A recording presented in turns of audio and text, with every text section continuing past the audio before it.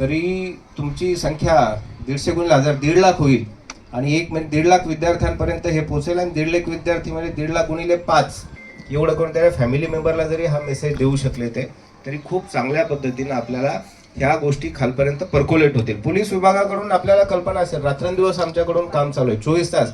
आपल्याला शाळेला रविवारची सुट्टी असते. म्हणजे मला खरंच पोलीसमध्ये यायच्या अगोदर माहिती नव्हतं की म्हणजे सुट्टी नसते म्हणून. म्हणजे माझा असा विचार होता की ट्रेनिंगला गेलो त्यावेळेस दिवाळीच्या सुट्टीत मस्त घरी राहील त्याच्यात आणि एन्जॉय करेल. तिथे गेल्यावर कळालं की हा सुट्टी हा प्रकार नाही आणि फिक्स नाही त्या ह्याच्यातला.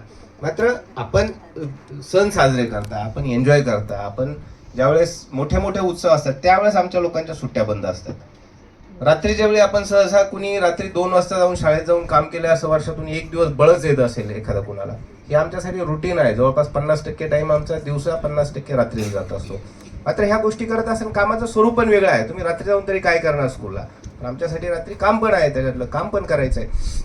तर हे काम करत असताना फक्त बऱ्याचदा आम्ही तुमच्यापर्यंत पोहोचत नाही. म्हणजे एवढं काम केलेलं असतं. ह्याच्यातले 2 सिनियर पी आमचे नाईट राऊंड केलेलं आहे. मात्र त्यांना तरी सांगितलं तुम्ही याच की आपल्याला बोलायचं, लोकांना बघू द्यात. आणि ज्यावेळेस कम्युनिकेशन नसतं त्यावेळेस गैरसमज होतो की पोलीस काही करतायत की नाही, एवढी सगळे ते तंबाखू विकतायत, गुटखा विकतायत, नशा करून येत आहेत, दादागिरी होते. कारवाई होते पण कारवाई तेवढ्या प्रमाणापर्यंत पोचली पाहिजे खालपर्यंत. आणि जे कम्युनिकेशन आहे ते कम्युनिकेशन प्रॉपर झालं तर त्या गोष्टींची अडचण येणार नाही. बाकी 2-4 सूचना तुमच्यासाठी पण आहेत.